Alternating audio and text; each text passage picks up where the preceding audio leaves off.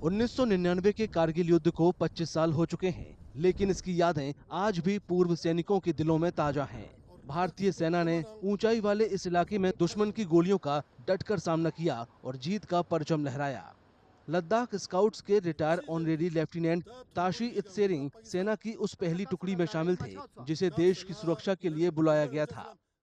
मुझे आदेश मिला कि आपका कंपनी कारगिल जाना है, अब तैयारी करो, अपना अपना प्लाटून को तैयार करो बोला।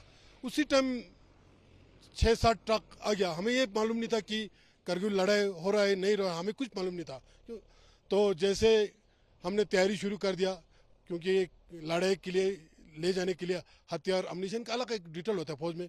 उसी के हिसाब से मुझे ऑर्डर मिला कि हमारा ओसी था मेजर मालिक, तो मेजर मालिक मुझे बुला के ले गया, मुझे ब्रीफ किया, ताशी साहब ऐसे करो, अब बिल्कुल 2-3 घंटे के अंदर अपने जवानों को तैयार करो, जो भी जवान जाने के लिए जो भी यहाँ पर है, बाकी सब बाद में आएगा, अब तैयारी करो बोला। ताशी इत्सेरिंग ने अपने करियर के पहले असाइनमेंट को याद किया। वो गोरखा राइफल्स के मेजर मनोज पांडे की प्लाटून में शामिल हुए थे। कारगिल के हीरो मेजर मनोज पांडे को मरणोपरांत परमवीर चक्र से सम्मानित किया गया था। उस वक्त वो लेफ्टिनेंट था, नया नया आया था, तो उसके साथ भेज दिया। तो मनोज पांडे के साथ दूसरे दिन हम अपने 6 जवान को साथ लेकर मनोज पांडे के साथ गया।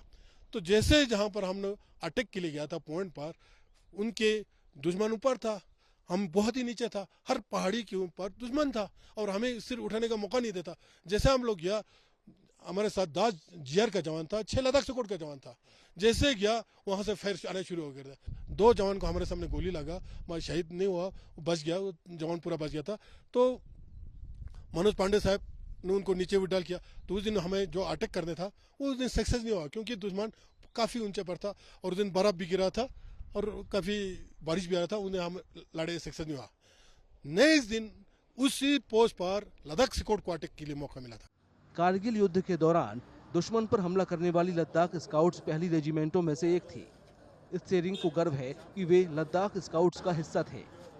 सूबेदार हाजी मोहम्मद हुसैन कारगिल युद्ध से ठीक 2 महीने पहले रिटायर हुए थे, लेकिन सेना ने उन्हें गाइड के तौर पर काम करने के लिए वापस बुलाया था।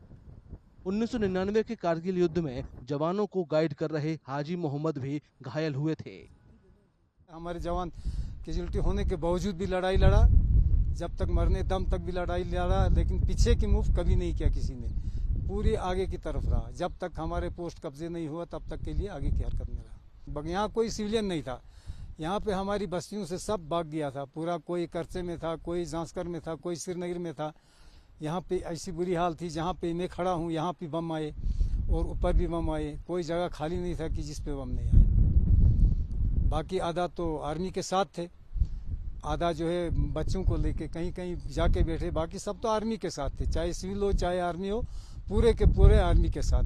हाजी मोहम्मद की तरह ही कई पूर्व सैनिक कारगिल युद्ध में शामिल हुए थे। ये वे सैनिक थे जो लद्दाख के ऊंचे पहाड़ी इलाकों से अच्छी तरह वाकिफ थे। हाजी मोहम्मद ने जंगे मैदान का अपना अनुभव शेयर किया। उन्होंने बताया कि दुश्मन का सामना करने के बाद उन्हें एहसास हुआ कि उनके सामने कोई आतंकवादी नहीं बल्कि पाकिस्तानी सैनिक थे। फिर हम शाम को रात को ऊपर पहाड़ी चढ़े, आगे जा नहीं पाया, बिल्कुल बर्फ था, अब पहाड़ी खतरा था। तब तक हमारा दूसरा प्लाटून जाके आगे जाके रीच पे जाके तब तक पाकिस्तान के ऊपर वहाँ पर उन्होंने अटैक कर दिया। हम आगे चल रहे थे, तब तक उन्होंने अटैक करके उनका काफ़ी कैजुअल्टी हुआ था। उनका उस वक़्त पहले वो करते थे कि वहाँ पर उनका मुजाहिदीन लड़ या टेररिस्ट लड़ रहे थे बोल के ऐसे डरने थे, सब बोल रहे थे।